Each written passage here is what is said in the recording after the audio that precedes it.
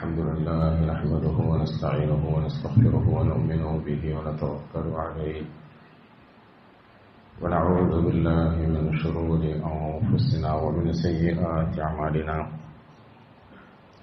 من يهده الله فلا مضل له ومن يضلله فلا هادي له ونشهد أن لا إله إلا الله وحده لا شريك له ونشهد أن محمدا عبده ورسوله صلى الله على سيدنا محمد وعلى آله وأصحابه وبارك وسلم تسليما كثيرا كثيرا. أما بعد فأعوذ بالله من الشيطان الرجيم. بسم الله الرحمن الرحيم. يا أيها الذين آمنوا اتقوا الله حق تقاته ولا تموتن إلا وأنتم مسلمون. وقال تعالى: يا أيها الذين آمنوا اتقوا الله وقولوا قولا سديدا يصلح لكم أعمالكم ويغفر لكم ذنوبكم ومن يطع الله ورسوله فقد فاز فوزا عظيما. الله سبحانه وتعالى അവന്റെ നല്ല അറിവുകളുടെ കൂട്ടത്തിൽ നമ്മളൊക്കെ ഉൾപ്പെടുത്തി അനുഗ്രഹിക്കുമാറാകട്ടെ.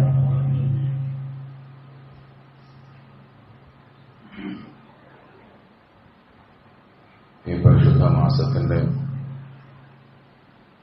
എല്ലാ ബറക്കാത്തുകളെയും ഉൾക്കൊണ്ടുകൊണ്ട്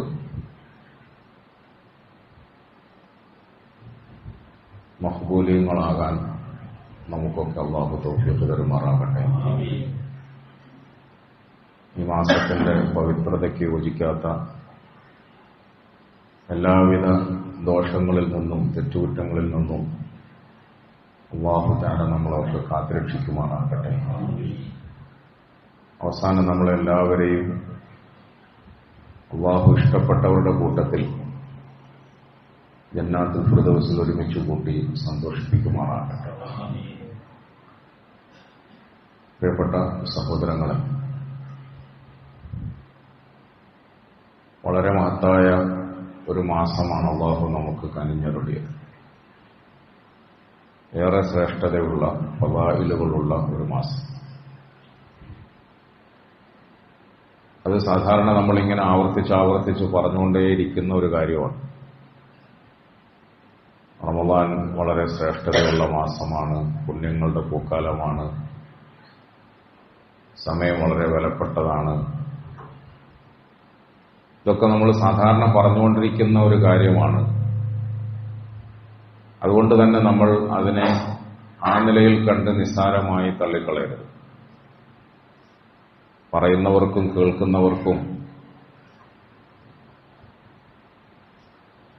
ആ വിഷയത്തിൽ ഉത്തമമായ ഒരു ബോധ്യമുണ്ടാകണം. ഇത് മഹത്തായ മാസമാണ്. റസൂലുള്ളാഹി സ്വല്ലല്ലാഹു അലൈഹി വസല്ലം തങ്ങൾ മാസങ്ങൾക്ക് മുമ്പ് തന്നെ ഈ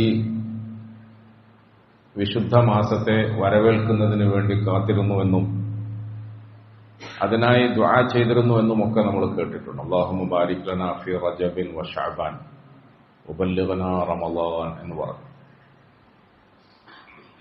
എത്ര വലിയ അതിഥിയാണോ വരാനുള്ളത് അതിനനുസരിച്ചിട്ട് മുൻകൂട്ടി തയ്യാറെടുപ്പുകൾ നടത്തുന്നത് സാധാരണയാണ്. ഒരാളുടെ വീട്ടിൽ ഒരു കല്യാണം നടക്കുന്നു എന്ന് വിചാരിക്കുക.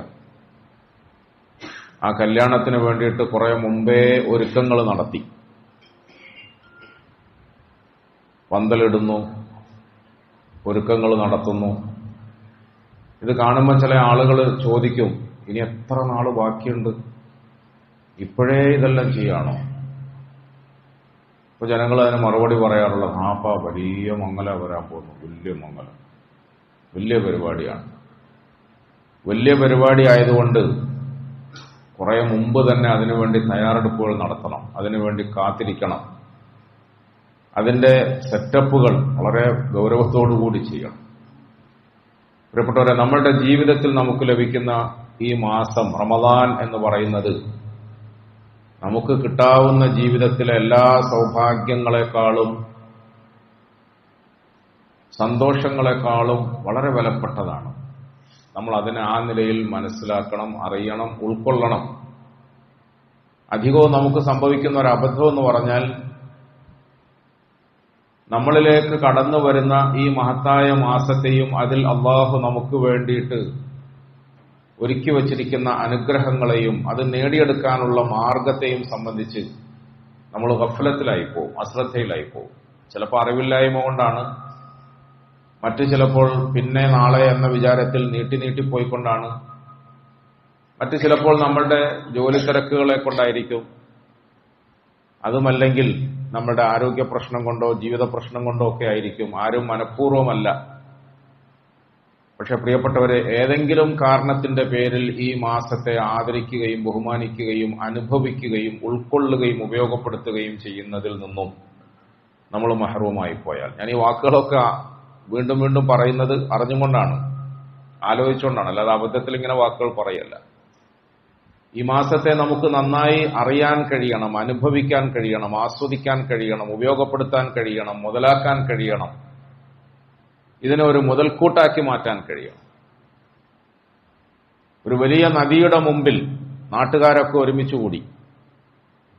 എന്തിനാണ് ഒരുമിച്ച് കൂടിയത്? നാട്ടിൽ കടുപ്പപ്പെട്ട ക്ഷാമം വന്നു, വെള്ളമില്ലാതെയായി, മഴയില്ലാതെയായി.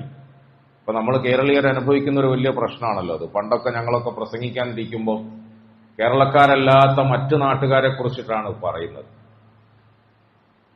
ഉത്തരേന്ത്യയിൽ നിന്നൊരു സഹോദരൻ കുറച്ചു മുമ്പ് എന്നെ വിളിച്ചപ്പോൾ ബഹുത് സഖ്ത് ഗർമി ഹേ എന്ന് പറഞ്ഞു. ബഹുത് സഖ്ത് ഗർമി ഹേ, ഭയങ്കര കടുപ്പപ്പെട്ട ചൂടാണ് ഇവിടെ. 40 ഡിഗ്രി വരെ എത്തിപ്പോയി, 40 ഡിഗ്രി വരെയൊക്കെ എത്തിപ്പോയി. അച്ഛാ, നമ്മൾ അള്ളാഹ് ഖൈർ ഫർമായെങ്കിൽ, അള്ളാഹ് ബാരിഷ് ബർസായെങ്കിൽ എന്നൊക്കെ ദ്വാരക്കും. പക്ഷെ പ്രിയപ്പെട്ടവർ, ഞാൻ പറഞ്ഞാൽ മനസ്സിലായോ? അദ്ദേഹം പറയും, ഉത്തരേന്ത്യയിൽ നിന്നും ആളുകൾ വിഷമത്തോടെ വിളിച്ചിട്ട് പറയാണ്, ഇവിടെ 40 ഡിഗ്രി വരെയൊക്കെ ചൂടെത്തുകയാണ്.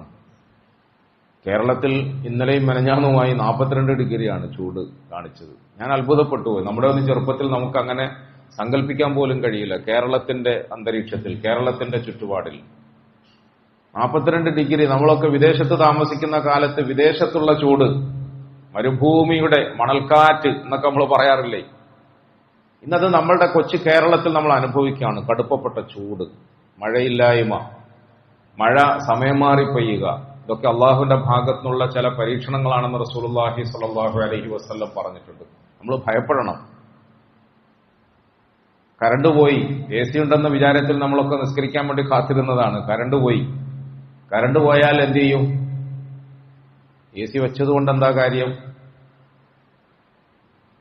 കറണ്ട് ഇല്ലെങ്കിൽ നമ്മൾ എന്ത് ചെയ്യും? കറണ്ട് ഇല്ലെങ്കിൽ എന്താ, നമ്മൾ ജനറേറ്റർ ഓൺ ആക്കും.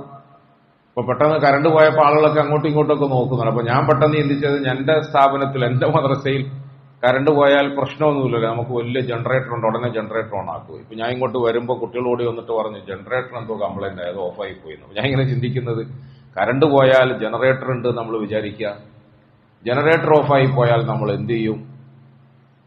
അവസാനം നമുക്ക് പോകാൻ ആരാണുള്ളത്? എവിടെയാണുള്ളത്? അഭയം തേടാൻ അള്ളാഹു അല്ലാതെ വേറെ ആരുമില്ല. ആത്യന്തികമായി നമുക്ക് കറണ്ടോ വെള്ളോ വെളിച്ചോ ജനറേറ്ററോ ഇൻവേർട്ടറോ ഇതൊക്കെ സമ്മാനിക്കേണ്ടവൻ അള്ളാഹുവാണ്. അള്ളാഹു തന്നാലേ ഇതൊക്കെ കിട്ടുകയുള്ളൂ. അത് സമയാസമയങ്ങളിൽ കിട്ടണ്ടേ? സമയാസമയങ്ങളിൽ കിട്ടണ്ടേ?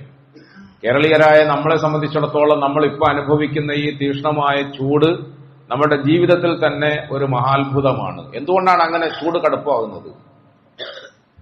എന്തുകൊണ്ടാണ് മഴയില്ലാതെയാകുന്നത്, വെള്ളമില്ലാതെയാകുന്നത്, ജലക്ഷാമമുണ്ടാകുന്നത്? അതിന് ബദൽ സംവിധാനമായി നമ്മൾ പലതും കണ്ടെത്തിയാൽ പോലും പ്രിയപ്പെട്ടവരെ, അതിലൊന്നും നമുക്ക് പിടിച്ചു നിൽക്കാൻ കഴിയില്ല. കുടിക്കാൻ ഒരിറക്ക് വെള്ളം കിട്ടാതെ ലോകത്തിന്റെ വിവിധ മുക്കുമൂലകളിൽ നമ്മുടെ പ്രിയപ്പെട്ട സഹോദരങ്ങൾ ദാഹപരവേശരായി നെട്ടോട്ട് ഓടുന്നുണ്ട്. അത് നമ്മൾ പത്രമാധ്യമങ്ങളിലൂടെയും ദൃശ്യമാധ്യമങ്ങളിലൂടെയൊക്കെ കണ്ടിരുന്നു. അള്ളാഹു നമ്മളെയൊക്കെ കാത്തുരക്ഷിക്കുമാറാകട്ടെ. താമസിയാതെ നമ്മുടെ നാട്ടിലും അങ്ങനെ ഒരു അവസ്ഥ ഉണ്ടായിക്കൊണ്ടായികയില്ല. കുടിവെള്ളമില്ലാതിരിക്കുക, കുടിവെള്ളമില്ലാത്തതിന്റെ പേരിൽ ചിലപ്പോൾ തമ്മിൽ യുദ്ധം ചെയ്യേണ്ടി വരിക. നമ്മൾ ഉലമാക്കൾ, പണ്ഡിതന്മാരൊക്കെ പ്രസംഗിക്കുമ്പോൾ പറയാറില്ലേ, പണ്ട് അറേബ്യൻ സമൂഹത്തിൽ പരിശുദ്ധ ഖുർആൻ അവതരിക്കുന്ന കാലഘട്ടത്തിന്റെ ദുഷിപ്പിനെ കുറിച്ചിട്ട് സൂചിപ്പിക്കുമ്പോൾ ഉസ്താദന്മാരുടെ പ്രസംഗങ്ങളിൽ നമ്മൾ കേട്ടിട്ടുണ്ട്, ഒട്ടകം ഒരു ഖബീലക്കാരന്റെ ഒട്ടകം മറ്റൊരു ഖബീലക്കാരന്റെ വെള്ളം കുടിച്ചതിന്റെ പേരിൽ തലമുറകളോളം അവർ യുദ്ധം പ്രഖ്യാപിച്ചു എന്നാണ്, അല്ലേ? അപ്പൊ നമ്മൾ പ്രസംഗിക്കുമ്പോൾ ഇതെന്താണ് അതിന്റെ അർത്ഥം എന്ന് മനസ്സിലാക്കാതെ അങ്ങ് പ്രസംഗിക്കുക. എന്റെ കിണറ്റിൽ നിന്നും നിന്റെ മോള് എന്തിന് വെള്ളം കോരി എന്ന ചോദ്യവുമായി താമസിയാതെ കേരളത്തിലെ വീടകങ്ങളിൽ അല്ലെങ്കിൽ മതിൽക്കെട്ടുകളുടെ ഉള്ളിൽ തമ്മിൽ തല്ലുണ്ടാകും എന്നാണ് ഇതിന്റെ അർത്ഥം. അള്ളാഹു നമ്മളൊക്കെ കാത്തുരക്ഷിക്കുമാറാകട്ടെ. വേറെ എന്തു വേണമെങ്കിലും എടുത്തോ, ഇല്ലാത്ത വെള്ളം കോരിയിട്ട് നമ്മളെ മെനക്കെടുത്തരുത്, നമ്മുടെ കുടിവെള്ളം മുട്ടിക്കരുത് എന്നൊരു കുടുംബക്കാർ പറയാ, വീട്ടുകാർ പറയാ. കുടിവെള്ളമില്ലാത്ത അവസ്ഥയുണ്ടായാൽ നമ്മൾ എന്ത് ചെയ്യും? ശുദ്ധജലമില്ലാത്ത അവസ്ഥയുണ്ടായാൽ എന്ത് ചെയ്യും?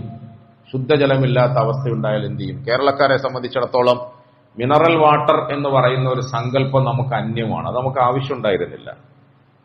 ഏത് വീട്ടുവളപ്പിൽ കുത്തിയാലും ശുദ്ധമായ വെള്ളം കിട്ടും. അങ്ങനത്തെ ഒരു അവസ്ഥയുണ്ടായിരുന്നു കേരളീയർക്ക്. കേരളീയരായ നമ്മളെ സംബന്ധിച്ചിടത്തോളം നമുക്ക് അള്ളാഹുവിന്റെ നിശ്ചയപ്രകാരം അവന്റെ അനുഗ്രഹം കൊണ്ട് കൃത്യമായ നിലയിൽ മഴ ലഭിക്കുമായിരുന്നു. ആ മഴയുടെ ഉപയോഗങ്ങളും ഉപകാരങ്ങളും നമുക്കൊക്കെ ലഭിച്ചുകൊണ്ടേയിരിക്കുമായിരുന്നു. അത് കിട്ടിയ കാലത്ത് അതിന്റെ നിഅമത്തുകളൊന്നും നമ്മൾ മനസ്സിലാക്കാതെ നമ്മളതൊക്കെ മതിമറന്നു, തള്ളിക്കളഞ്ഞു. അമിതമായ നിലയിൽ അതിനൊക്കെ നമ്മൾ ഉപയോഗപ്പെടുത്തിയിട്ട് ഇസ്രാഫ് ചെയ്തു, അതിര് കവിഞ്ഞു. അതിന്റെ പേരിലൊക്കെ പടച്ചവൻ ഇന്ന് നമ്മളെ പരീക്ഷിക്കുകയാണോ എന്ന് നമ്മൾ ഭയപ്പെടണം. അള്ളാഹു നമ്മളെയൊക്കെ കാത്തുരക്ഷിക്കുമാറാകട്ടെ, പുറത്തു തരുമാറാകട്ടെ.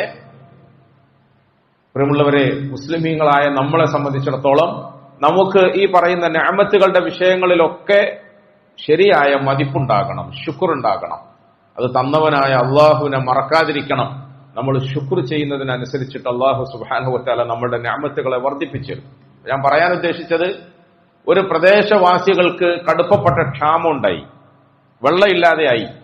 വെള്ളമില്ലാതെ കഷ്ടപ്പെട്ടപ്പോൾ ആരോ പറഞ്ഞു കൊടുത്തു, ഇന്ന സ്ഥലത്തൊരു നല്ല നദിയുണ്ട്, ശുദ്ധജലമാണ്, അങ്ങോട്ട് പോകാം. അപ്പൊ നാട്ടുകാരെല്ലാവരും ഓടി ആ നദിയുടെ പരിസരത്തേക്ക് പോകുമ്പോൾ ഓരോരുത്തരും അവരവരുടെ കയ്യിൽ ചെറിയ ചെറിയ പാത്രങ്ങൾ, വലിയ വലിയ പാത്രങ്ങളൊക്കെ കരുതി. ഈ പാത്രങ്ങളുമായി നദിയുടെ കരയിൽ പോയി ആർത്തിയോടെ കുറെ നാളായി കിട്ടാത്ത ഈ വെള്ളം കണ്ടപ്പോൾ അവരവരുടെ കയ്യിൽ കൊണ്ടുവന്ന പാത്രങ്ങളിൽ ആ വെള്ളം ശേഖരിച്ചു. തിരിച്ചു വന്നിട്ട് ചില ആളുകൾ ഇങ്ങനെ ഖേദിക്കുകയാണ്, വിഷമിക്കുകയാണ്. എന്താ കാര്യം? അവരുടെ കയ്യിൽ ഒരു ബക്കറ്റ് വെള്ളമേ ഉള്ളൂ. ചില ആളുകളുടെ കയ്യിൽ ഒരു ചെമ്പ് വെള്ളമേ ഉള്ളൂ. ചില ആളുകളുടെ കയ്യിൽ ഒരു ഡ്രമ്മ് വെള്ളമേ ഉള്ളൂ. ഞാൻ ഉദാഹരണം പറയാണ്, കഥയാണ് ഇത്, സഹിയായ ഹദീസൊന്നുമല്ല. അതുകൊണ്ട് ആരും അങ്ങനെ ഒന്നും ചിന്തിക്കുകയൊന്നും വേണ്ട. ഇത് വെറുതെ കഥ പറയാം മനസ്സിലാകാൻ വേണ്ടി. ചില ആളുകളുടെ കയ്യിൽ ഒരു ചെറിയ ക്യാനിനകത്ത് മാത്രമേ വെള്ളം ഉണ്ടായിട്ടുള്ളൂ. ചില ആളുകൾ ബോട്ടൽ, കാരണം പോകുന്ന സമയത്ത് ഇയാൾ സ്റ്റൈലായിട്ട് വലിയ ഡ്രമ്മൊന്നും എടുത്തുകൊണ്ട് പോകാൻ മെനക്കെടാതെ 1-2 ചെറിയ ബോട്ടിൽ എടുത്ത് കീശ തിരികിട്ട് ഇങ്ങനെ ടിപ് ടോപ്പായിട്ട് പോയി. തിരിച്ചു വന്നപ്പം അയാളുടെ കയ്യിൽ ചെറിയ ബോട്ടലിൽ മാത്രമേ വെള്ളമുള്ളൂ. പ്രിയപ്പെട്ടവരെ, എന്തുകൊണ്ടാണ് ഈ ബോട്ടലുകാരന്റെ കയ്യിൽ കുറച്ച് വെള്ളം കിട്ടിയത്? എന്തുകൊണ്ടാണ് മഗ്ഗിൽ വെള്ളം കിട്ടിയത്, ബക്കറ്റിൽ വെള്ളം കിട്ടിയത്, ഡ്രമ്മിൽ വെള്ളം കിട്ടിയത്, ചെമ്പിൽ വെള്ളം കിട്ടിയതെന്ന് ചോദിച്ചാൽ നദിയിൽ വെള്ളമില്ലാത്തത് കൊണ്ടായിരുന്നില്ല. പിന്നെയോ, നിങ്ങൾ കോരിയെടുക്കാൻ കൊണ്ടുപോയ പാത്രം ചെറുതായതുകൊണ്ടാണ് നിങ്ങൾക്ക് അങ്ങനെ സംഭവിച്ചത്.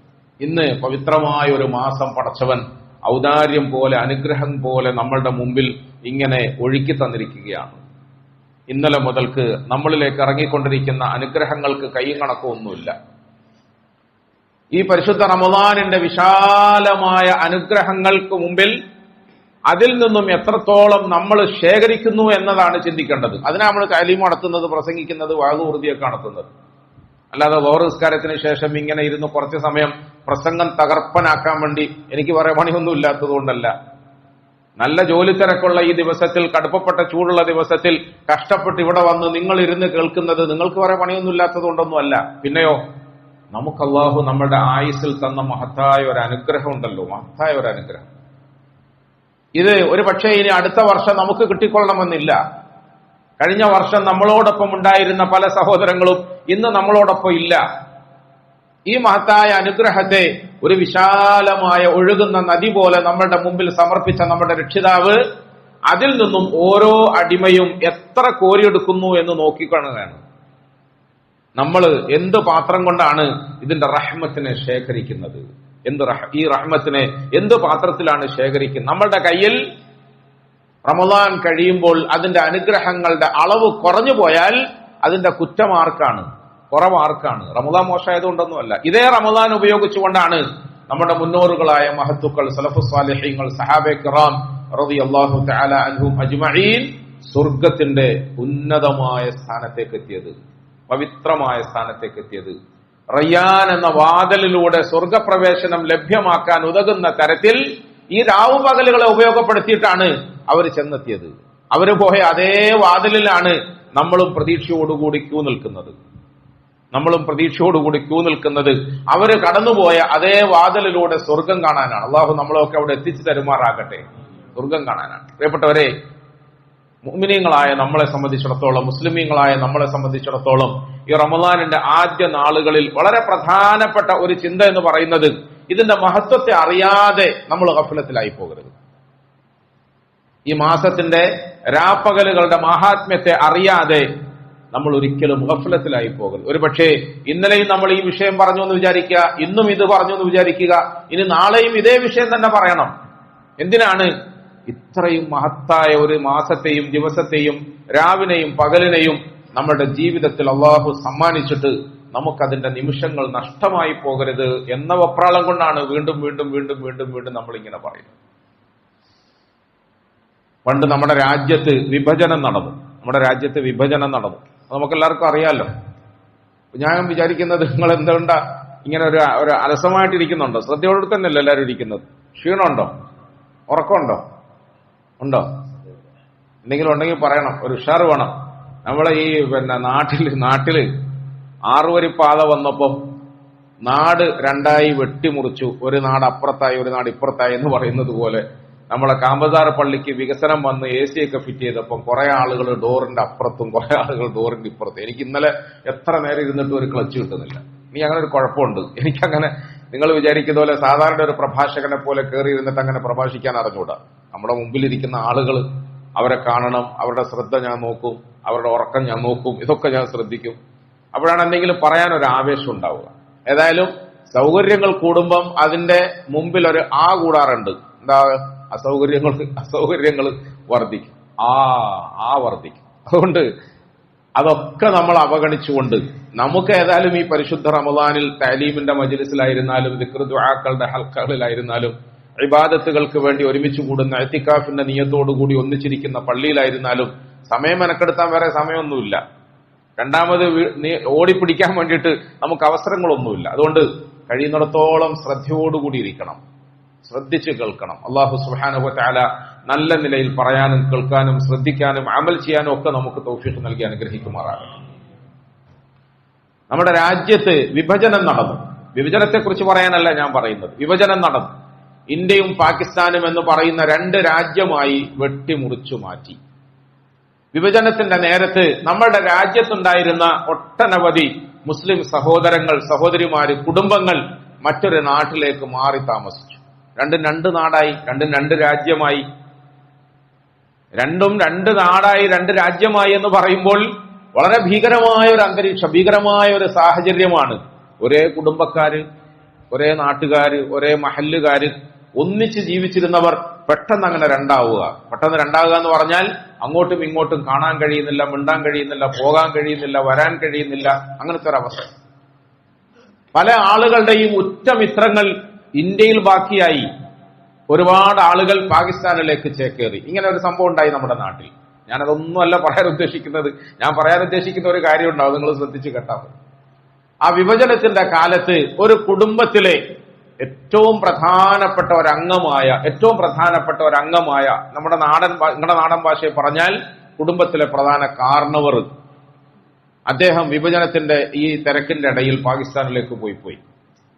ബാക്കി മരുമക്കളും ബന്ധുക്കളും ഒക്കെ ഇന്ത്യയിൽ തന്നെ ബാക്കിയായി. ഒരാൾ മാത്രം പോയി. അദ്ദേഹത്തെക്കുറിച്ച് പിന്നെ ഒരു അറിവുമില്ല, ഒരു അഡ്രസ്സും ഇല്ല.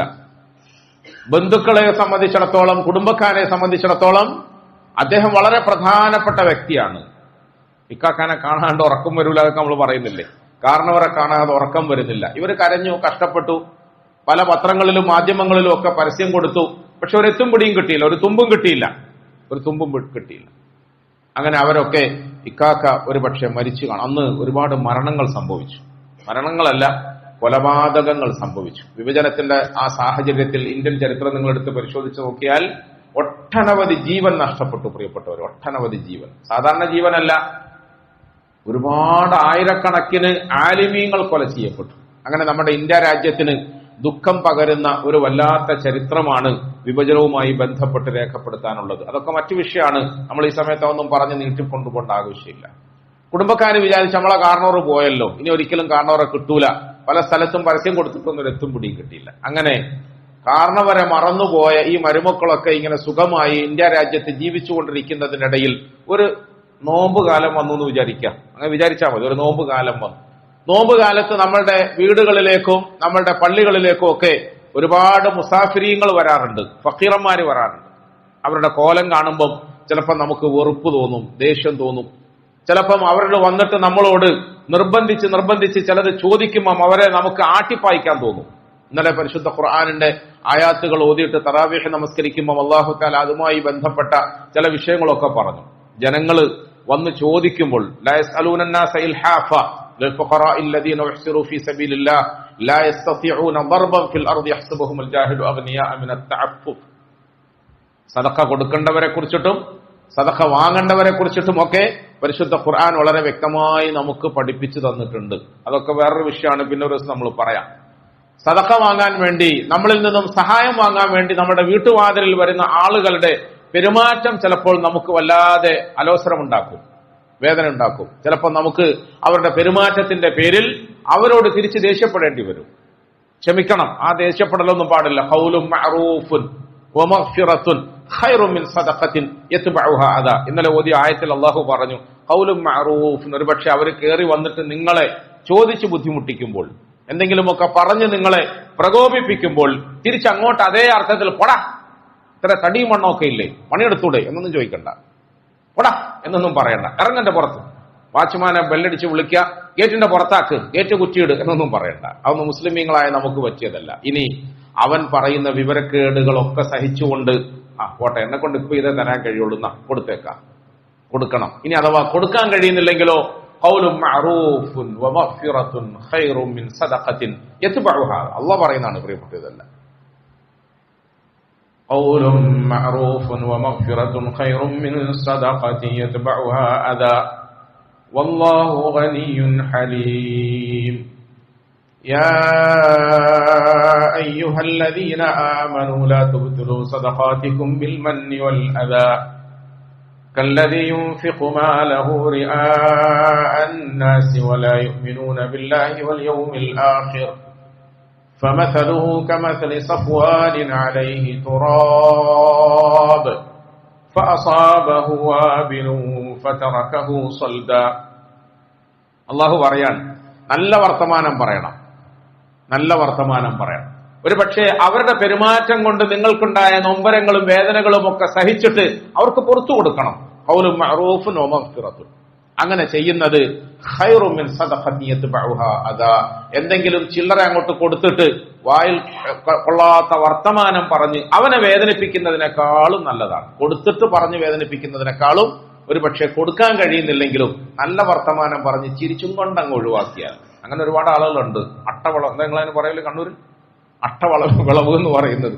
അങ്ങനെ ഖുർആൻ പറഞ്ഞതിന്റെ അടിസ്ഥാനത്തിൽ ഒരുപാട് ആളുകൾ അങ്ങനെ ചിരിച്ചും കൊണ്ട് ഒഴിവാകുന്നവരുണ്ട്. അങ്ങനെ ഒഴിവാകാനല്ല പറയുന്നത്, അല്ലെ? എന്ത് പിരിവ് ചോദിച്ചാലും, എന്ത് സഹായം ചോദിച്ചാലും, എന്ത് വിഷമങ്ങൾ പറഞ്ഞാലും വലിയ വിളവന്മാരായ കുറെ മുതലാളിമാരുണ്ട്. മുതലാളിമാര് അവരതിൽ നിന്നും എങ്ങനെങ്കിലുമൊക്കെ ചിരിച്ചും കൊണ്ടങ്ങ് ഒഴിവാകാൻ ശ്രമിക്കും. അങ്ങനെ ഒഴിവാകാനല്ല അള്ളാഹു പറയുന്നത്.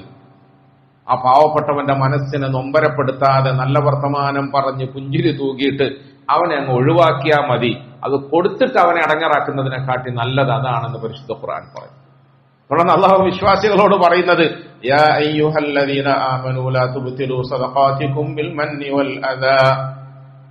യാ അയ്യുഹല്ലദീന ആമനൂ ലാ തുബ്തിലൂ സദഖാതികും ബിൽ മന്നി വൽ അദാ. ഹേ വിശ്വാസികളെ, നിങ്ങൾ നിങ്ങളുടെ സദഖകളെ പൊളിച്ചു കളയരുത്, നിങ്ങൾ നിങ്ങളുടെ സദഖകളെ തകർത്ത് കളയരുത്, നിങ്ങൾ നിങ്ങളുടെ സദഖകളെ ഇല്ലായ്മ ചെയ്യരുത്, ലാ തുബ്തിലൂ ബാത്തിലാക്കരുത്. ബിൽ മന്നി വൽ അദാ, നിങ്ങൾ അവന് കൊടുക്കുകയും പിന്നീട് അതിനെ സംബന്ധിച്ചിട്ട് കണ്ടില്ലേ എന്നെ കണ്ടിട്ട് അവന് മാടിക്കുത്തി വെച്ചില്ല, ഒന്ന് എണീച്ചു നിന്നില്ല, ഒരു ബഹുമാനമില്ല. ഞാനല്ലേ അവന് സദഖ കൊടുത്തത്, ഞാനല്ലേ അവന് സക്കാത്ത് കൊടുത്തത്, ഞാനല്ലേ അവനെ സഹായിച്ചത്, അവൻ ഓട്ടുന്ന ഓട്ടോറിക്ഷ വാങ്ങാൻ ഞാനല്ലേ പിരിവ് കൊടുത്തത്. പ്രിയപ്പെട്ടവരെ, അത്തരം വർത്തമാനങ്ങൾ പറഞ്ഞുകൊണ്ട് നീ നിന്റെ സദഖയെ പൊളിച്ചു കളയരുതെന്ന് പരിശുദ്ധ ഖുർആൻ പറയാം. ഒരു വർത്തമാനത്തിന്റെ പേരിൽ ഒരു മനുഷ്യന്റെ മനസ്സിനെ വ്രണപ്പെടുത്തുന്നത്, വേദനപ്പെടുത്തുന്നത് അള്ളാഹുവിന് ഭയങ്കര കോപമാണ്, അള്ളാഹുവിന് ഭയങ്കര ദേഷ്യമാണ്, അള്ളാഹുവിന് ഇഷ്ടമല്ല. ഒരു മനുഷ്യന്റെ മനസ്സിനെ നൊമ്പരപ്പെടുത്തുന്ന തരത്തിൽ നിന്നിൽ നിന്നും ഒരു വർത്തമാനമുണ്ടാകരുത്, ഒരു വാക്കുകളുടെ പ്രയോഗമുണ്ടാകരുത്. അത് അള്ളാഹുവിന് ഇഷ്ടമല്ല. ചുരുക്കി പറഞ്ഞാൽ, നമ്മുടെ വീട്ടുവാതിലിൽ വന്ന് സാധാരണ നമ്മളോട് എരവ് ചോദിക്കുന്നത് പോലെ, സഹായം അർത്ഥിക്കുന്നത് പോലെ ഒരാൾ വന്നു. അയാൾ വന്നിട്ട് വീട്ടുകാരനോട് സഹായം ചോദിച്ചു. പക്ഷെ വീട്ടുകാരൻ പുറത്തേക്കിറങ്ങി നോക്കുമ്പോൾ അയാളുടെ കോലവും രൂപവും ഒക്കെ കണ്ടിട്ട് വീട്ടിൽ കയറ്റാൻ കൊള്ളാത്തതുപോലെ തോന്നി, ഒരു കാണാൻ കൊള്ളാത്ത പോലെ, വീട്ടിൽ കയറ്റാൻ കൊള്ളാത്തതുപോലത്തെ പോലെ. ചെറുപ്പക്കാരാണല്ലോ, ഇന്നത്തെ ചെറുപ്പക്കാർക്ക് പ്രത്യേകിച്ചും അഹങ്കാരം ഉണ്ടാകും, അഹന്ത ഉണ്ടാകും, എടുത്തിയാട്ടം ഉണ്ടാകും, തിരിച്ചറിവില്ലായ്മ ഉണ്ടാവും. ഇതൊരു പ്രധാന വിഷയമാണ്. പക്വതയില്ലായ്മ ഉണ്ടാവും, എടുത്തിയാടും. അയാൾ ഇറങ്ങി വന്ന് പോ പോ പോ പോ ഒന്നുമില്ല എന്ന് പറഞ്ഞു, പോ പോ. അയാൾ പിന്നെയും തന്റെ അവശത പറഞ്ഞു, വിഷമം പറഞ്ഞു, പ്രയാസം പറഞ്ഞു. തന്റെ അവശതയും വിഷമവും പ്രയാസവും ഒക്കെ വീണ്ടും വീണ്ടും പറഞ്ഞപ്പോഴും ദേഷ്യം, പോകാനല്ലേ പറഞ്ഞത്, പോ പോ എന്ന് പറഞ്ഞു. പോകാതെ ആയപ്പോൾ ഈ ചെറുപ്പക്കാരൻ പുറത്തേക്ക് വന്ന് ആ മനുഷ്യന്റെ ഇതിൽ വസ്ത്രത്തിൽ കൂട്ടിപ്പിടിച്ചു, ഉന്തി തള്ളി ഗേറ്റിന്റെ പുറത്തേക്ക് ഉന്തി. ആ പാവം പോയി മറിഞ്ഞു വീണു. ഗേറ്റടച്ചിട്ടാണ് റൂമിന്റെ ഉള്ളിൽ കയറി. എത്ര വിഷമമുണ്ടാവും അയാൾക്ക്, എത്ര വിഷമമുണ്ടാവും. ആ പാവം മനുഷ്യൻ ആ നിലയിൽ കഷ്ടപ്പെട്ട് ഒരു വീട്ടിൽ വന്ന് സഹായം ചോദിച്ച്, എന്നിട്ടും ഈ നിലയിൽ ആട്ടിപ്പായിപ്പിക്കപ്പെട്ടപ്പോൾ വല്ലാതെ വിഷമമായി. അയാൾ വീട് കടന്ന് കരഞ്ഞു. കുറച്ചു നേരം കഴിഞ്ഞപ്പോൾ അതുവഴി വന്ന അല്പം വയസ്സും പ്രായവും ഒക്കെയുള്ള ഒരു പരിസരവാസി, ആ പരിസരവാസി വന്ന് കണ്ടപ്പോൾ, പടച്ചോനെ ആരെ കിടക്കുന്നത്, ഇന്നാളല്ലേ, പടച്ചോനെ ആരെ കിടക്കുന്നത്, ഇന്നാളെ പിടിച്ചെഴുന്നേൽപ്പിച്ചു. പിടിച്ചെഴുന്നേൽപ്പിച്ചപ്പോഴാണ് മനസ്സിലായത്, നേരത്തെ പറഞ്ഞില്ലേ ഒരു കാരണവർ, ആ കാരണവരെ കാണാതെ ഞങ്ങൾ പല പത്രങ്ങളിലും പരസ്യം കൊടുത്തവർ, ഞങ്ങൾക്കൊന്ന് കാണാൻ കിട്ടിയിരുന്നെങ്കിൽ തിരക്കിടില്ല എന്ന് ആശിച്ചിരുന്നവർ, ജീവിതത്തിന്റെ കാലചക്രം തിരിഞ്ഞു വന്നപ്പോൾ ഈ കാരണവരാണ് എരപ്പാളിയായി, മറ്റുള്ളവരുടെ മുമ്പിൽ സഹായം തേടുന്നവനായി, ഇങ്ങനെ സ്വന്തം മരുമകന്റെ വീട്ടുവാതിലിൽ ഗേറ്റിൽ വന്നുകൊണ്ട് മുട്ടി വിളിക്കുകയും അവന്റെ കൈകൊണ്ട് ഉന്തി പുറത്താക്കപ്പെടുകയും ചെയ്തത് എന്ന് തിരിച്ചറിഞ്ഞു. പൊക്കിയെടുത്ത് വീട്ടിന്റെ ഉള്ളിൽ കൊണ്ടുവന്ന് മരുവനെ വിളിച്ചിട്ട്, പൊന്നുമോനെ ഇത് ആരാന്നറിയോ, ഇത് നിന്റെ കാരണവറാണ്, ഇത് നിന്റെ കാരണവറാണ്. അറിഞ്ഞപ്പോൾ അവർ കെട്ടിപ്പിടിച്ചു. പ്രിയപ്പെട്ടവരെ, ഞാൻ എന്തിനാ, ഇത് കഥയല്ല, ഇത് ഒറിജിനൽ സംഭവമാണ്. വിഭജന കാലത്ത് ഇന്ത്യ രാജ്യം സാക്ഷി നിന്ന, കണ്ണീരൊലിപ്പിക്കേണ്ട, കൽബ് പൊട്ടുന്ന 10,000-കണക്കിന് അനുഭവങ്ങളുടെ കൂട്ടത്തിൽ നടന്ന ഒരു അനുഭവമാണ്, ഒരു സംഭവമാണിത്. പ്രിയപ്പെട്ടവരെ, ഇന്ന് റമദാനിന്റെ 2ാമത്തെ പകലിൽ ഇരുന്ന് അതിന്റെ മഹാത്മ്യത്തെ സംബന്ധിച്ചിട്ട് കേൾക്കാൻ ആഗ്രഹിക്കുന്ന നമുക്ക് മുമ്പിൽ ഞാൻ ഈ കഥ ഉദ്ധരിച്ച എന്തിനാണെന്ന് വെച്ചാൽ, നമ്മൾ ഇന്ന് പരിശുദ്ധ റമദാനിനെ തിരിച്ചറിയാതെ, റമദാൻ ആരാണെന്ന് തിരിച്ചറിയാതെ, ഈ റമദാനിനെയാണ് 2 മാസക്കാലമായി ഞങ്ങൾക്ക് തരണേ തരണേ തരണേ എന്ന് പടച്ചോനോട് ദ്വാരന്നുകൊണ്ടിരുന്നത്, അല്ലേ? വബല്ലിഗ്നാ റമദാൻ എന്ന് പറഞ്ഞാൽ ഈ റമദാനിനെ ഞങ്ങൾക്ക് തരണേ, റമദാനിലേക്ക് ഞങ്ങളെ എത്തിക്കണേ എന്ന് നമ്മൾ ആത്മാർത്ഥമായ നിലയിൽ ദ്വാ ചെയ്തുകൊണ്ടിരിക്കുകയായിരുന്നു 2 മാസമായി ഏറ്റവും കുറഞ്ഞത്. എന്നിട്ട് ഈ റമദാൻ വന്നപ്പോൾ നമ്മൾ ഇതിനെ മനസ്സിലാക്കിയില്ല, തിരിച്ചറിഞ്ഞില്ല, പരിഗണിച്ചില്ല, ആദരിച്ചില്ല. റമദാനിന്റെ പകലുകളെ നമ്മൾ ശ്രദ്ധിച്ചില്ല, രാവുകളെ നമ്മൾ ശ്രദ്ധിച്ചില്ല. വളരെ വിലപ്പെട്ട ഒരു അതിഥി നമ്മുടെ വീട്ടിലേക്ക് വന്നപ്പോൾ നമ്മൾ വീട്ടിന്റെ ഉള്ളിൽ വാതിലടച്ചിരുന്നു എന്ന് പറഞ്ഞാൽ, അയാൾ വീട്ടിലുണ്ടായിരുന്നിട്ടും അയാളെ സ്വീകരിക്കാതെ, സൽക്കരിക്കാതെ നമ്മൾ വീട്ടിന്റെ ഉള്ളിൽ മറ്റു ജോലികളിൽ വ്യാപൃതനായി എന്ന് വിചാരിച്ചാൽ എത്ര മോശമാണ് പ്രിയപ്പെട്ടവരെ, എത്ര മോശം. നമുക്ക് അല്ലാഹു സുബ്ഹാനഹു വ തആല നമ്മുടെ ജീവിതകാലത്ത് തന്നിരിക്കുന്ന മഹത്തായ ഒരു സൗഭാഗ്യമാണ് ഈ റമദാൻ എന്ന് പറയുന്നത്. ഈ റമദാനിന്റെ നോമ്പ്, തറാവീഹ് നമസ്കാരം, ഖുർആനിന്റെ പാരായണം, ഖുർആനിന്റെ പഠനം, ദീനിയായ ഇങ്ങനത്തെ ഇൽമുമായി ബന്ധപ്പെട്ട സദസ്സുകൾ, ഇതൊക്കെ മഹത്തായ ഭാഗ്യമാണ്. ദിക്ർ പറയാനുള്ള ഭാഗ്യം, ഇസ്തിഗ്ഫാർ പറയാനുള്ള ഭാഗ്യം, സലാത്തുകൾ പറയാനുള്ള ഭാഗ്യം, ദുആ ചെയ്യാനുള്ള ഭാഗ്യം, ഇതൊക്കെ മഹാഭാഗ്യമാണ്. റമദാനിൽ അള്ളാഹുവിന്റെ ഭാഗത്തു നിന്നും വാതിലുകളൊക്കെ തുറന്നു വെച്ചിരിക്കുകയാണ് സ്വീകരിക്കാൻ വേണ്ടി. നരകത്തിന്റെ വാതിലുകളൊക്കെ കൊട്ടിയടയ്ക്കുകയും സ്വർഗത്തിന്റെ വാതിലുകൾ തുറന്നു വെക്കുകയും ആരെങ്കിലും ഉണ്ടോ നന്നാകാൻ താല്പര്യമുള്ളവർ ബാ എന്ന് പടച്ചവന്റെ ഭാഗത്തു നിന്നും മലക്കുകൾ നേരിട്ട് വന്ന് വിളിച്ചു പറയുന്നു. ഇതൊക്കെ സംഭവിക്കല്ലേ? അന്നേരം നമ്മൾ കിടന്നുറങ്ങിയാലോ? അന്നേരം നമ്മൾ അലസരായാലോ? മഹാത്മാക്കളായ പണ്ഡിതന്മാരുടെ ചരിത്രങ്ങൾ പറയുന്നിടത്ത് അബ്ദുള്ള റഹിമഹുല്ല അവരുകളെ കുറിച്ചിട്ട് പറയപ്പെട്ടിട്ടുണ്ട്. അദ്ദേഹം വലിയ മഹാനായിരുന്നു, വലിയ പണ്ഡിതനായിരുന്നു, വലിയ മഹാനായിരുന്നു. ആ മഹാനായ പണ്ഡിതൻ വഫാത്തായി, മരണപ്പെട്ടു. മരണപ്പെട്ട അദ്ദേഹത്തെ ഖബറടക്കം ചെയ്തു. ആ മഹാനവറുകൾ മരണപ്പെട്ട അദ്ദേഹത്തെ ഖബറടക്കം ചെയ്തു. ഖബറടക്കം ചെയ്തതിന് ശേഷം അദ്ദേഹത്തിന്റെ ശിഷ്യന്മാരും നാട്ടുകാരും ഒരു അനുഭവം അവർക്കുണ്ടായി. അദ്ദേഹത്തെ അടക്കം ചെയ്ത ആ മണ്ണിൽ നിന്നും നല്ല മിസ്കിന്റെ കസ്തൂരിയുടെ സുഗന്ധം ഇങ്ങനെ അടിച്ചു വീശിക്കൊണ്ടേയിരിക്കുന്നു. പ്രിയപ്പെട്ടവരെ, ഇതൊക്കെ നമുക്ക് പ്രസംഗത്തിൽ പറയാനുള്ള പഴയകാല ചരിത്രമായി മാറിയതുകൊണ്ട് കേൾക്കുമ്പോൾ കൗതുകം തോന്നും, അത്ഭുതം തോന്നും, അവിശ്വസനീയത തോന്നും. അത് സഹിഹാണോ എന്ന് നമ്മളൊക്കെ ചോദിച്ചു പോകും. അത് ലൈഫല്ലേ എന്ന് നമ്മളൊക്കെ സംശയിച്ചു പോകും. പ്രിയപ്പെട്ടവരെ, ജീവിതത്തിൽ അള്ളാഹു നൽകിയ ആയുസ്സും ആഫിയത്തും ബുദ്ധിയും ആരോഗ്യവും ഒക്കെ ഉപയോഗപ്പെടുത്തിക്കൊണ്ട് ഈ മണ്ണ് പൊന്നാക്കാൻ നമ്മുടെ മുൻഗാമികൾക്ക് സാധിച്ചിട്ടുണ്ട്. അവരുടെ ഖബറുകളെ സുഗന്ധപൂരിതമാക്കാൻ അവർക്ക് സാധിച്ചിട്ടുണ്ട്. അവരുടെ ഖബറുകൾ സ്വർഗത്തിന്റെ ആദ്യത്തെ തട്ടുകളിൽ നിന്നുള്ള ഒരു തട്ടാണ് എന്ന് റസൂലുള്ളാഹി സ്വല്ലല്ലാഹു അലൈഹി വസല്ലം പറഞ്ഞില്ലേ? ഖബർ എന്ന് പറഞ്ഞാൽ എന്താ? ഖബർ എന്ന് പറഞ്ഞാൽ ആഖിറത്തിലേക്കുള്ള പടികളിൽ ആദ്യത്തെ പടിയാണ്. ആഖിറത്തിലേക്കുള്ള പടികളിൽ ആദ്യത്തെ പടിയാണ്. ഒന്നെങ്കിൽ ആ ആദ്യത്തെ പടിയായ നിന്റെ ഖബറ് നരകമായിരിക്കും. അള്ളാഹു നമ്മളെയൊക്കെ കാത്തുരക്ഷിക്കുമാറാകട്ടെ. നരകമായിരിക്കും എന്ന് പറഞ്ഞാൽ നരകം തന്നെ. ഞാനും നിങ്ങളും നമ്മളുടെ കണ്ണുകളെ കൊണ്ട് നേരിട്ട് കാണുന്നില്ലെന്ന് വിചാരിച്ചിട്ട് അള്ളാഹും റസൂലും പറഞ്ഞ കാര്യങ്ങൾ സത്യമല്ലാതാവുകയില്ലല്ലോ. അള്ളാഹും റസൂലും സല്ലല്ലാഹു അലൈഹി വസല്ലം പറഞ്ഞതൊക്കെ സത്യമാണ്. ഒന്നുകിൽ മനുഷ്യന്റെ പരലോകത്തേക്കുള്ള കവാടങ്ങളിൽ ആദ്യത്തെ കവാടമായ ഖബറ് ഒന്നുകിൽ നരകമായിരിക്കും, അല്ലെങ്കിൽ സ്വർഗമായിരിക്കും. അള്ളാഹു നമ്മളെയൊക്കെ സ്വർഗവാസികളിൽ പെടുത്തി പെരുമാറാണ്. ഉസ്മാൻ ഇബ്നു അഫ്ഫാൻ റളിയല്ലാഹു അൻഹു അവരെ കുറിച്ച് നമ്മൾ സാധാരണ പറഞ്ഞു കേൾക്കാറില്ലേ? ഖബറിന്റെ പരിസരത്തുകൂടെ നടന്നു പോകുമ്പോൾ അദ്ദേഹം വാവിട്ട് കരയും, ദാടി നനയത്തക്കവണ്ണം കരയും. ശിഷ്യന്മാര് ചോദിച്ചു, മഹാനവറുകളെ, സ്വർഗത്തെക്കുറിച്ചിട്ടും നരകത്തെക്കുറിച്ചിട്ടും പറയുമ്പോഴൊന്നും കരയാത്തതുപോലെ എന്റെ ഈ ഖബറിനെ കുറിച്ച് പറയുമ്പോൾ ഇത്രയേറെ കരയുന്നു എന്ന് ചോദിച്ചപ്പോൾ അദ്ദേഹം പറഞ്ഞു, ഞാൻ എന്റെ ഹബീബായ റസൂൽ സല്ലല്ലാഹു അലൈഹി വസല്ലമയിൽ നിന്ന് കേട്ടിട്ടുണ്ട്, ഖബർ പരലോകത്തേക്കുള്ള മൻസിലുകളിൽ ആദ്യത്തെ മൻസിലാണ്. ഒന്നുകിൽ അത് സ്വർഗമാകും, അല്ലെങ്കിൽ നരകമാകും. അവിടെ ഒരാൾ രക്ഷപ്പെട്ടാൽ പിന്നെ അങ്ങോട്ടുള്ള എല്ലാ പടികളിലും അവൻ രക്ഷപ്പെട്ടു. ഒരാൾ അവിടെ കഷ്ടപ്പെട്ടു പോയാൽ, നഷ്ടവാളിയായി പോയാൽ, പിന്നെ അങ്ങോട്ടുള്ള എല്ലാ വാതിലുകളിലും എല്ലാ പടികളിലും അവൻ നഷ്ടവാളിയായി പോകുമെന്ന് റസൂലുള്ളാഹി സല്ലല്ലാഹു അലൈഹി വസല്ലം പറയുന്നത് ഞാൻ കേട്ടിട്ടുണ്ട്. അതുകൊണ്ടാണ് എനിക്കിങ്ങനെ കരച്ചിൽ വരുന്നത്. നമ്മൾ കേൾക്കുകയാണല്ലോ ഇത്, നമുക്കും വരണ്ടേ കരച്ചിൽ? പ്രിയപ്പെട്ടവരെ, ഒരു മനുഷ്യനെ സംബന്ധിച്ചിടത്തോളം അവന്റെ പരലോകത്തേക്കുള്ള ആദ്യത്തെ പടിയായ ഖബർ ഒന്നുകിൽ നമുക്ക് സ്വർഗമാക്കി മാറ്റാൻ കഴിയും, അല്ലെങ്കിൽ നരകമായി പോകും. അള്ളാഹു കാത്തുരക്ഷിക്കുമാറാകട്ടെ. നരകമാക്കി മാറ്റാൻ കഴിയുമെന്ന് ഞാൻ പറഞ്ഞില്ലല്ലോ, നരകമായി പോക്കാണ്. അതായത് നേരത്തെ പറഞ്ഞ പോലെ നമ്മളാരും മനഃപൂർവ്വം തെറ്റിയാറില്ല, മനഃപൂർവ്വം കുറ്റങ്ങളിൽ കുടുങ്ങാറില്ല. നമ്മളൊക്കെ അബദ്ധത്തിലും അറിയാതെയും അങ്ങ് ചെയ്തു പോക്കാണ്. അതുകൊണ്ട് അങ്ങനെ പോലും നമ്മുടെ പരലോകം നഷ്ടപ്പെട്ടു പോകാതിരിക്കാൻ അള്ളാഹു നമ്മളൊക്കെ കാത്തുരക്ഷിക്കുമാറാകട്ടെ. ഈ മഹാനവറുകളെ മറവ് ചെയ്തതിന് ശേഷം അദ്ദേഹത്തിന്റെ ഖബറിൽ നിന്നും ആ മണ്ണിൽ നിന്നും സുഗന്ധം, മിസ്കിന്റെ സുഗന്ധം, കസ്തൂരിയുടെ സുഗന്ധം അടിച്ചു വീശുന്നു. എല്ലാവരുടെ ഇടയിലും അത് ചർച്ചയായി. അങ്ങനെ ഇരിക്കെ ഒരു ദിവസം അദ്ദേഹത്തിന്റെ പ്രധാനപ്പെട്ട ശിഷ്യൻ ഒരു സ്വപ്നം കണ്ടു. ഗുരുവിനെ ദർശിച്ചു, ഉസ്താദിനെ കണ്ടു, ഷെയ്ഖിനെ കണ്ടു. കണ്ടപ്പോൾ ആവേശത്തോടുകൂടി പറഞ്ഞു, ഞങ്ങൾക്കൊരു വലിയ സന്തോഷ വാർത്ത ഉണ്ട്. നാട്ടുകാരുടെ ഇടയിലെല്ലാം അത് ചർച്ചയാണ്. അല്ലാഹു സുബ്ഹാനഹു വ തആല പരലോകത്തേക്കുള്ള നിങ്ങളുടെ ഈ പോക്കിൽ ആദ്യമായി കണ്ടുമുട്ടിയപ്പോൾ അവന്റെ പെരുമാറ്റം എങ്ങനെയായിരുന്നു? അല്ലാഹു നിങ്ങളോട് എങ്ങനെ പെരുമാറി? ശൈഖ് അവറുകൾ പറഞ്ഞു, അൽഹംദുലില്ലാഹ്, എന്റെ റബ്ബ് എന്നെ സന്തോഷിപ്പിച്ചു. ശ്രദ്ധിച്ചു കേൾക്കണേ, എല്ലാവരും ശ്രദ്ധിച്ചു കേൾക്കണം. നമുക്ക് ഈ സന്തോഷം വേണം, അതിനാണ് സംഭവം പറയുന്നത്.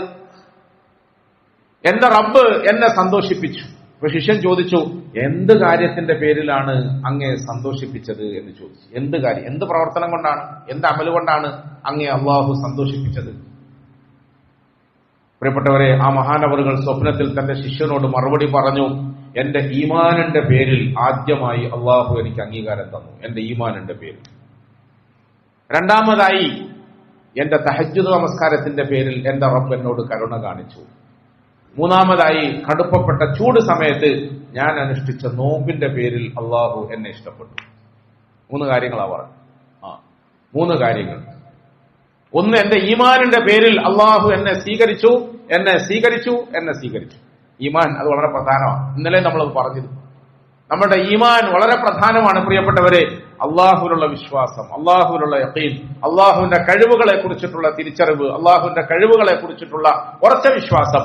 അള്ളാഹു അവനല്ലാതെ വേറെ ഒരു ആരാധ്യനില്ല, ഇലാഹില്ല.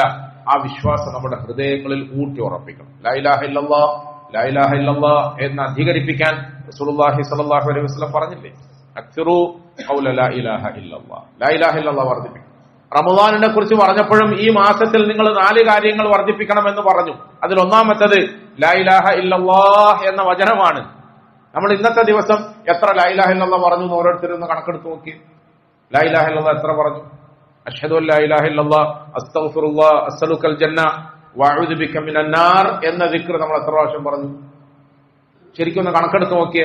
സുബഹി നിസ്കാരത്തിന് ജമാഅത്തായി നമസ്കരിച്ച സഹോദരങ്ങൾ ദുആക്ക് ശേഷം പറഞ്ഞ 3 പ്രാവശ്യവും, ളുഹർ നമസ്കാരത്തിന് ദുആക്ക് ശേഷം പറഞ്ഞ 3 പ്രാവശ്യവും, 6 പ്രാവശ്യം അത്രേ ഉള്ളോ? മിക്കവാറും നമ്മൾ ആലോചിച്ച് നോക്കിയാൽ നമ്മൾ ഈ 6 പ്രാവശ്യം പറഞ്ഞിട്ടുണ്ടാവും. ആലോചിക്കണ്ടേ നമ്മൾ? 6 പ്രാവശ്യം മതിയോ പ്രിയപ്പെട്ടവരെ? 600 പ്രാവശ്യം പറഞ്ഞിട്ടല്ല, 6000-ഉം 60,000-ഉം 6 ലക്ഷവും പറഞ്ഞിട്ട് സ്വർഗത്തിൽ പോകാൻ ആഗ്രഹിച്ച മഹാത്മാക്കളുടെ പിന്നിലാണ് നമ്മളും ദിക്ർ പറയാൻ തുടങ്ങിയത്. നമ്മൾ 6 കൊണ്ട് മതിയാക്കാൻ കഴിയുമോ? നമുക്ക് എപ്പോഴെല്ലാം ഒഴിവ് കിട്ടുമോ ആ സമയത്തൊക്കെ നമ്മൾ ദിക്റുകൾ വർദ്ധിപ്പിക്കണം. ഇന്നലെ നമ്മൾ സൂചിപ്പിച്ചതുപോലെ പണിയിലും തിരക്കിലും ഒക്കെ ആകുന്ന സമയത്തും നാവ് കൊണ്ട് ദിക്ർ പറയാം. അഷ്ഹദു അൻ ലാ ഇലാഹ ഇല്ലല്ലാഹ് അസ്തഗ്ഫിറുല്ലാഹ്. ആരും തെറ്റിദ്ധരിക്കരുത്, ദുആക്ക് ശേഷം ഇമാമിന്റെ പുറകിൽ 3 പ്രാവശ്യം പറയാനുള്ള ദിക്റാണ് എന്നല്ല എവിടെയും ഹദീസിൽ വന്നത്. അങ്ങനെ ഹദീസിലൊന്നും ഇല്ല. പിന്നെ ഇമാമിങ്ങൾ നമുക്ക് ജീവിതത്തിൽ ഓർമ്മ വെക്കാൻ വേണ്ടി, പ്രാവർത്തികമാക്കാൻ വേണ്ടിയിട്ട് നൽകുന്ന ഒരു ഉണർത്തൽ മാത്രമാണ്, 3 കൊണ്ട് തീർക്കാനല്ല. നമ്മൾ ഓരോരുത്തരും ഓരോ രാവും പകലും എത്ര പ്രാവശ്യം ലാ ഇലാഹ ഇല്ലല്ലാഹ് വർദ്ധിപ്പിക്കുന്നു എന്ന് ആലോചിക്കണം. അഷ്ഹദു അൻ ലാ ഇലാഹ ഇല്ലല്ലാഹ് അസ്തഗ്ഫിറുല്ലാഹ് അസ്അലുക്കൽ ജന്ന വഅഊദു ബിക മിനൻ നാർ എന്ന ദിക്ർ എത്രത്തോളം വർദ്ധിപ്പിക്കുന്നു എന്ന് നമ്മൾ ആലോചിക്കണം. എത്രത്തോളം വർദ്ധിപ്പിക്കും ലാ ഇലാഹ ഇല്ലല്ലാഹ്? കാരണം എന്റെ ഈമാനിന്റെ പേരിലാണ് അള്ളാഹു എന്നെ ആദ്യമായി സ്വീകരിച്ചത്. ഈമാനാണ് അള്ളാഹുവിങ്കൽ സ്വീകരിക്കപ്പെടുന്നതിന് ഏറ്റവും പ്രധാനപ്പെട്ട ഒരു കണ്ടീഷൻ, ഒരു നിബന്ധന എന്ന് പറയുന്നത് ഇരിക്കുന്ന എന്റെയും നിങ്ങളുടെയും ഈമാൻ സഹിഹാകണം. അള്ളാഹുവിൽ അടിയുറച്ച് വിശ്വസിക്കണം. അള്ളാഹുവിനോട് ആ അങ്ങേയറ്റത്തെ അനുസരണയുണ്ടാകണം, അടുപ്പമുണ്ടാകണം, കുറവുണ്ടാകണം. ഇതൊക്കെ ആവശ്യമാണ്. ഇന്നത്തെ കാലഘട്ടത്തിൽ നമ്മളെ സംബന്ധിച്ചിടത്തോളം ഇതൊക്കെ നമുക്ക് അന്യം നിൽക്കും പോലെയാണ്. അള്ളാഹുവിനെ കുറിച്ച് ആരെങ്കിലും പറയാറുണ്ടോ? അള്ളാഹുവിന്റെ ഖുദ്റത്തിനെ കുറിച്ചിട്ട് ആരെങ്കിലും പറയാറുണ്ടോ, കേൾക്കാറുണ്ടോ? പ്രിയപ്പെട്ടവരെ, അള്ളാഹുവിലുള്ള വിശ്വാസത്തിന്റെ പേരിലാണ് എന്റെ പടച്ചവൻ എന്നെ ആദ്യമായി സ്വീകരിച്ചത് എന്ന മഹാൻ പറഞ്ഞു. രണ്ടാമതായി എന്റെ തഹജ്ജുദ് നമസ്കാരത്തിന്റെ പേരിലാണെന്നോ. എന്റെ തഹജ്ജുദ് നമസ്കാരം ശ്രദ്ധിച്ചു കേൾക്കണം. എന്റെ തഹജ്ജുദ് നമസ്കാരം എന്താ കാരണം? എല്ലാ അടിമകളും എല്ലാ സൃഷ്ടിജാലങ്ങളും രാവിന്റെ ഇരുളിനെ ഉപയോഗപ്പെടുത്തിക്കൊണ്ട് ഒന്നുകിൽ സുഖനിദ്രയ്ക്കുള്ള വിരിപ്പുകളിൽ കഴിഞ്ഞുകൂടുന്ന സമയം, അതല്ലെങ്കിലോ ചില ആളുകളെങ്കിലും ആ ഇരുളിനെയും ഒഴിവിനെയും ഉപയോഗപ്പെടുത്തിക്കൊണ്ട് തെറ്റുകുറ്റങ്ങളിലും പാപകർമ്മങ്ങളിലും സുഖം അനുഭവിക്കുന്ന സമയം.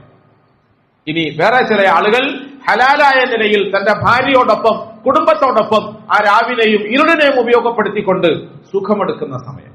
പല ആളുകളും ഹറാമായ നിലയിൽ ഉപയോഗപ്പെടുത്തുന്നുണ്ട്, ചിലരെങ്കിലും ഹലാലായ നിലയിൽ ഉപയോഗപ്പെടുത്തുന്നുണ്ട്. ഇങ്ങനെ ഓരോ അടിമകളും അവരുടെ ആശയെയും ആഗ്രഹത്തെയും ഉപയോഗപ്പെടുത്തുകയും പൂർത്തീകരിക്കുകയും ചെയ്തുകൊണ്ടിരിക്കുന്ന സമയത്ത് ഞാൻ അള്ളാഹുവിനെ ഭയന്നുകൊണ്ട് എഴുന്നേറ്റു, അള്ളാഹുവിനെ ആശിച്ചുകൊണ്ട് എഴുന്നേറ്റു, തഹജ്ജുദ് നമസ്കരിച്ചു. ആ രാവിന്റെ ഇരുളിൽ പടച്ചവന്റെ മുമ്പിൽ നിന്ന് നമസ്കരിച്ചു.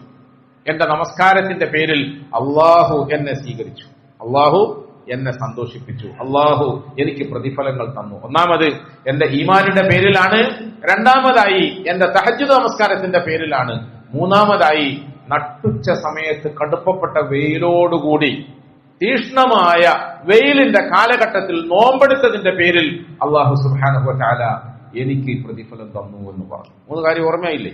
3 കാര്യം ഓർമ്മ വെക്കണം. 1 എന്റെ ഈമാനാണ്, 2 എന്റെ തഹജ്ജുദ് നമസ്കാരമാണ്, 3 ഈ കടുപ്പപ്പെട്ട ചൂടിന്റെ കാലത്ത് ഞാൻ നോച്ചു വീട്ടിയ നോമ്പാണ്. പ്രിയപ്പെട്ടവരെ, നോമ്പ് എന്ന് പറഞ്ഞാൽ വളരെ മഹത്തായ ഒരു അമലല്ലേ? ഫറലായ അമലല്ലേ. ഈ മഹാത്മാക്കളൊന്നും പറയുന്നത് ഫറലായ അമലിനെ കുറിച്ചായിരിക്കുകയില്ല. അവരുടെ ജീവിതത്തിൽ അവരനുഷ്ഠിച്ച് തീർത്ത സുന്നത്തായ നോമ്പിനെ കുറിച്ചിട്ടായിരിക്കാം. നമ്മൾ അൽഹംദുലില്ലാ കുറഞ്ഞ പക്ഷം ഈ ചൂടുള്ള കാലത്ത്, വേനൽക്കാലത്ത് നോമ്പെടുക്കുകയാണ്. ഫറള് നോമ്പ്. അള്ളാഹു നമ്മുടെ നോമ്പിനെ കബൂലാക്കി തരുമാറാകട്ടെ. ഈ നോമ്പിന്റെ പേരിൽ എനിക്ക് എന്റെ റബ്ബ് മഹത്തായ അനുഗ്രഹങ്ങൾ തന്നു എന്ന് പറഞ്ഞു. 3 കാര്യങ്ങളായി. അപ്പം ആ ശിഷ്യൻ സ്വപ്നത്തിൽ തന്നെ ചോദിച്ചു, ഇങ്ങനെ ഒരു കാര്യമുണ്ട്, നമ്മുടെ നാട്ടിൽ ചർച്ചയുണ്ട്, നിങ്ങളെ അടക്കം ചെയ്യപ്പെട്ട മണ്ണിൽ നിന്നും കസ്തൂരിയുടെ ഗന്ധം വരുന്നു, കസ്തൂരിയുടെ സുഗന്ധം വരുന്നു. അതിന്റെ കാരണം എന്താണെന്ന് പറയാൻ പറ്റുമോ? അതിന്റെ കാരണം എന്താന്ന് പറയാൻ പറ്റും? മഹാനവറുകൾ പറഞ്ഞു, അതിന്റെ കാരണം മറ്റൊന്നുമല്ല, ഞാൻ പകലും രാത്രിയുമായി പാരായണം ചെയ്തിരുന്ന പരിശുദ്ധ ഖുർആനിന്റെ സുഗന്ധമാണ്. ഞാന് കടുപ്പപ്പെട്ട വെയിൽ സമയത്ത് നോമ്പ് നോറ്റപ്പോൾ എന്റെ വായിൽ നിന്നും പുറത്തേക്ക് വന്ന ഗന്ധമാണ് ഇന്ന് നിങ്ങൾക്ക് മിസ്കിന്റെ സുഗന്ധമായ നിലയിൽ അനുഭവപ്പെടുന്നത് എന്ന് പറഞ്ഞു. പ്രിയപ്പെട്ടവരെ, നമ്മൾ പാരായണം ചെയ്യുന്ന പരിശുദ്ധ ഖുർആൻ, നമ്മൾ ഓതിക്കൊണ്ടിരിക്കുന്ന ഈ പരിശുദ്ധ ഖുർആൻ, ഇന്ന് നമുക്കൊരു പക്ഷേ ക്ഷീണവും വിഷമവും ഒക്കെ ഉള്ളപ്പോൾ 1 പേജ് 2 പേജ് 3 പേജൊക്കെ ഓതാൻ ഭയങ്കര പ്രയാസമാണെങ്കിലും 1, 2, 3 ഒക്കെ പേജുകൾ ഓതാൻ നമുക്ക് വലിയ പ്രയാസമായി, ഭാരമായി നമുക്ക് തോന്നിയാലും, നാളെ ഖബറിന്റെ ഉള്ളിൽ ഞാനും നിങ്ങളും ഒറ്റയ്ക്കാകുമ്പോൾ ആ ഖബറിന്റെ ഉള്ളിൽ നമുക്ക് തരാൻ പോകുന്ന സന്തോഷം പറയാൻ കഴിയാത്തതാണ്, വിലമതിക്കാൻ കഴിയാത്തതാണ്, അളക്കാൻ കഴിയാത്തതാണ്. ഖബറിൽ അല്ലാഹു സുബ്ഹാനഹു വ തആല നമുക്ക് തരാൻ പോകുന്ന സന്തോഷത്തിന് വേണ്ടിയാണ് ഇന്ന് നമ്മൾ ഇവിടെ ഖുർആൻ ഓതേണ്ടത്. പ്രിയപ്പെട്ടവരെ, റസൂലുള്ളാഹി സ്വല്ലല്ലാഹു അലൈഹി വസല്ലമ തങ്ങളുടെ ഹദീസിലുണ്ട്, ഒരു മനുഷ്യന്റെ, നോമ്പുകാരനായ ഒരു മനുഷ്യന്റെ വായയിൽ നിന്നും പുറത്തേക്ക് വരുന്ന ഗന്ധം അള്ളാഹുവിന്റെ സന്നിധിയിൽ കസ്തൂരിയെക്കാളും പ്രിയങ്കരമാണെന്നാണ്. എന്റെ അടിമ എനിക്ക് വേണ്ടി പട്ടിണിയിരിക്കുന്നു, അവന് ആഹാരം കഴിക്കാനില്ലാത്തത് കൊണ്ടല്ല, വെള്ളം കുടിക്കാനില്ലാത്തത് കൊണ്ടല്ല, ആഹാരം കഴിക്കണമെന്ന് ആശയില്ലാത്തത് കൊണ്ടല്ല, വെള്ളം കുടിക്കണമെന്ന് താല്പര്യമില്ലാത്തത് കൊണ്ടല്ല, അവൻ ആഹാരം കഴിക്കാതെ, വെള്ളം കുടിക്കാതെ, അവന്റെ ഭാര്യാഭർത്തൃ ബന്ധത്തിൽ ഇടപെടാതെ അകന്നു നിൽക്കുന്നത് എനിക്ക് വേണ്ടിയാണ്. ഈ നിലയിൽ എനിക്ക് വേണ്ടി പട്ടിണി ഇരുന്നിട്ട് അവന്റെ ആമാശയം കാലിയാവുകയും വായയിലൂടെ പുറത്തേക്ക് ഒരു വിശപ്പിന്റെ ദുർഗന്ധം വരികയും ചെയ്യുമ്പോൾ നിങ്ങൾക്കതിനെക്കുറിച്ച് ദുർഗന്ധം എന്ന് പറയാൻ കഴിയുമെങ്കിലും അള്ളാഹു പറയുന്നു, അവന്റെ ആ വായയുടെ ദുർഗന്ധം കസ്തൂരിയെക്കാളും എനിക്ക് പ്രിയങ്കരമാണ്. ഈ പ്രിയങ്കരമായ ദുർഗന്ധം വമിച്ചുകൊണ്ട്, സഹിച്ചുകൊണ്ട്, വഹിച്ചുകൊണ്ട് ഭൂമിയിൽ പടച്ചവന് വേണ്ടി പട്ടിണി ഇരിക്കുന്ന ആളുകൾക്ക് ഖബറൊന്ന് തുറന്ന് നമ്മളെ ഒന്ന് അതിൽ അടക്കം ചെയ്താൽ മതി. അവിടുന്ന് അങ്ങോട്ട് നമുക്ക് ഈ പറയുന്ന സ്വർഗത്തിന്റെ എല്ലാ സന്തോഷങ്ങളും സുഗന്ധങ്ങളും നേരിട്ട് അനുഭവിക്കാൻ കഴിയും. അള്ളാഹു എനിക്ക് നിങ്ങൾക്കും അതിനുള്ള തൗഫീഖ് നൽകി അനുഗ്രഹിക്കുമാറാണ്. പ്രിയപ്പെട്ടവരെ, അതുകൊണ്ട് പരിശുദ്ധ റമദാൻ നമ്മുടെ മുമ്പിൽ സമാഗതമായി. ഇതിന്റെ രാവുകൾക്ക് വലിയ മഹത്വമുണ്ട്. ആ രാവിൽ നിർവഹിക്കുന്ന നമസ്കാരങ്ങൾക്ക് വലിയ മഹത്വമുണ്ട്. തറാവീഹ് നമസ്കാരം അത് നമ്മൾ വളരെ ആവേശത്തോടുകൂടി നിസ്കരിക്കണം, മടിയോടുകൂടി, ഗഫലത്തോടുകൂടി അല്ല, വലിയ ഭാരമായി ക്ഷീണമായി ഉറക്കം തൂങ്ങിയിട്ടല്ല. കാരണം എന്താണെന്നറിയോ?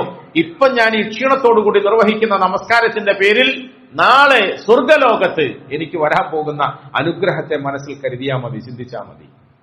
നോമ്പെടുക്കുമ്പോൾ ഫറളായ നോമ്പാണ്. ഈ നോമ്പെടുക്കുന്നത് അള്ളാഹുവിന്റെ പൊരുത്തത്തിന് വേണ്ടിയാണ്, അള്ളാഹുവിന്റെ തൃപ്തിക്ക് വേണ്ടിയാണ്. അതിലൊരു പക്ഷേ ഞാൻ ദാഹിക്കുകയും വിശക്കുകയും ഒക്കെ ചെയ്താലും അതിന്റെ പേരിൽ എനിക്ക് വരാൻ പോകുന്ന പ്രതിഫലത്തെ നമ്മൾ മുമ്പിൽ കാണണം. ഞാൻ ഖുർആൻ ഓതുകയാണ്. എന്തിനാ ഖുർആൻ ഓതുന്നത്? എന്റെ റബ്ബിന്റെ പ്രീതിയും പൊരുത്തവും കിട്ടാനാണ്. ഞാൻ ഖുർആൻ ഓതുന്നത് ഒരു അക്ഷരം ഓതുമ്പോൾ, ഒരു ഹർഫ് ഓതുമ്പോൾ 10 നന്മ കിട്ടാനാണ്. ഒരു ഹർഫിന് 10 നന്മ കിട്ടുമെങ്കിൽ ഒരു ആയത്ത് ഓതിയാൽ എത്ര നന്മ കിട്ടും? ഒരു സൂറത്ത് ഓതിയാൽ എത്ര നന്മ കിട്ടും? ഒരു ജുസു ഓതിയാൽ എത്ര നന്മ കിട്ടും? ഒരു ഖത്തം ഓതിയാൽ എത്ര നന്മ കിട്ടും? അൽഹംദുലില്ലാഹ്, ഞാനും നിങ്ങളും ഇന്ന് നമുക്ക് ലഭിച്ചിരിക്കുന്ന ഈ ആയുസ്സിനെയും ആരോഗ്യത്തെയും അവസരത്തെയും സമയത്തെയും ഉപയോഗപ്പെടുത്തിക്കൊണ്ട് പരമാവധി ഖുർആൻ ഓതണം. ദിക്റുകൾ റസൂലുള്ളാഹി സ്വല്ലല്ലാഹു അലൈഹി വസല്ലം തങ്ങൾ പറഞ്ഞു, ആരെങ്കിലും ഒരാള് സുബ്ഹാനല്ലാഹി വബിഹംദിഹി സുബ്ഹാനല്ലാഹിൽ അദീം എന്ന് പറഞ്ഞാൽ അവന് വേണ്ടി സ്വർഗത്തിൽ ഒരു വൃക്ഷം നട്ടുപിടിപ്പിക്കപ്പെടുമെന്നാണ്. ഒരു വൃക്ഷം സ്വർഗത്തിൽ നട്ടുപിടിക്കുക. പ്രിയപ്പെട്ടവരെ, എത്ര മഹത്തായ കാര്യമാണ്, വിലപ്പെട്ട കാര്യമാണ്. അതിന് എത്ര മെനക്കെട്, വളരെ ചെറിയ മെനക്കെടല്ലേ ഉള്ളൂ. സുബ്ഹാനല്ലാഹി വബിഹംദിഹി സുബ്ഹാനല്ലാഹിൽ അദീം എന്ന് പറഞ്ഞു. സുബ്ഹാനല്ലാഹ് വൽഹംദുലില്ലാഹ് വലാ ഇലാഹ ഇല്ലല്ലാഹ് അല്ലാഹു അക്ബർ വലാ ഹൗല വലാ ഖുവത ഇല്ലാ ബില്ലാഹ് തുടങ്ങിയ ദിക്റുകൾ വർദ്ധിപ്പിക്കുക, സലാത്ത് വർദ്ധിപ്പിക്കുക, ഇസ്തിഗ്ഫാർ വർദ്ധിപ്പിക്കുക. ബാക്കിയുള്ള നന്മകളൊക്കെ വർദ്ധിപ്പിക്കാൻ ശ്രമിക്കുക. ജനങ്ങൾക്ക് ഉപകാരമുണ്ടാകുന്ന കർമ്മങ്ങൾ ചെയ്യുക. ആരെയും ഉപദ്രവിക്കാതിരിക്കുക, ആരെയും വേദനിപ്പിക്കാതിരിക്കുക. ആരോടും പകവെക്കാതെ വിദ്വേഷം വെക്കാതെ നല്ലവരായി ജീവിക്കാൻ ശ്രമിക്കുക. നമ്മുടെ നാവുകൊണ്ട്, കാതുകൊണ്ട്, കണ്ണുകൊണ്ട്, ഖൽബുകൊണ്ട് ഒരു തെറ്റുകുറ്റങ്ങളും ചെയ്യാതെ നമ്മൾ സ്വയം സൂക്ഷിക്കാൻ ശ്രമിക്കുക. ആ നിലയിൽ ഇൻഷാ അല്ലാഹ് റമദാനിനെ ഉപയോഗപ്പെടുത്തിയാൽ ഈ മഹാത്മാക്കളൊക്കെ അവരുടെ പരലോക ജീവിതത്തിൽ അനുഭവിച്ചു എന്ന് നമുക്ക് അറിയിക്കപ്പെട്ടതുപോലെ നമ്മുടെ പരലോക ജീവിതത്തിൽ നമുക്ക് സന്തോഷിക്കാൻ കഴിയും. അല്ലാഹു സുബ്ഹാനഹു വ തആല ആ നിലയിൽ ആഖിറം സലാമത്താകുന്ന സൗഭാഗ്യശാലികളുടെ കൂട്ടത്തിൽ നമ്മൾ ഒക്കപ്പെടുത്തി അനുഗ്രഹിക്കുമാറാകട്ടെ.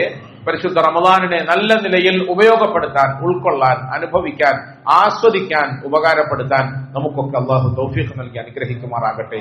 നോമ്പിനെ അള്ളാഹു നമ്മളിൽ നിന്നും സ്വീകരിക്കുമാറാകട്ടെ. നമ്മുടെ തറാവീഹ് നമസ്കാരത്തെ, തഹജ്ജുദ് നമസ്കാരത്തെ, സുന്നത്ത് ഫർദ് നമസ്കാരങ്ങളെ അള്ളാഹു നമ്മളിൽ നിന്നും സ്വീകരിക്കുമാറാകട്ടെ. കൂടുതൽ കൂടുതൽ ഖുർആൻ ഓതാനും പഠിക്കാനും അള്ളാഹു നമുക്ക് തൗഫീഖ് തരുമാറാകട്ടെ. തെറ്റുകുറ്റങ്ങളിൽ നിന്നും അകന്നു നിൽക്കാൻ അള്ളാഹു നമുക്ക് തൗഫീഖ് തരുമാറാകട്ടെ. രോഗങ്ങളിൽ നിന്നും, വേദനകളിൽ നിന്നും, വിഷമങ്ങളിൽ നിന്നുമൊക്കെ അള്ളാഹു നമ്മളെല്ലാവരെയും കാത്തുരക്ഷിക്കുമാറാകട്ടെ. അവസാനം നമ്മളെല്ലാവരെയും ഈമാനോടുകൂടി മരിപ്പിക്കുകയും ജന്നാത്തുൽ ഫിർദൗസിൽ ഒരുമിച്ച് കൂട്ടി സന്തോഷിപ്പിക്കുകയും ചെയ്യുമാറാകട്ടെ. വആഖിറു ദഅവാനാ അൽഹംദുലില്ലാഹ്.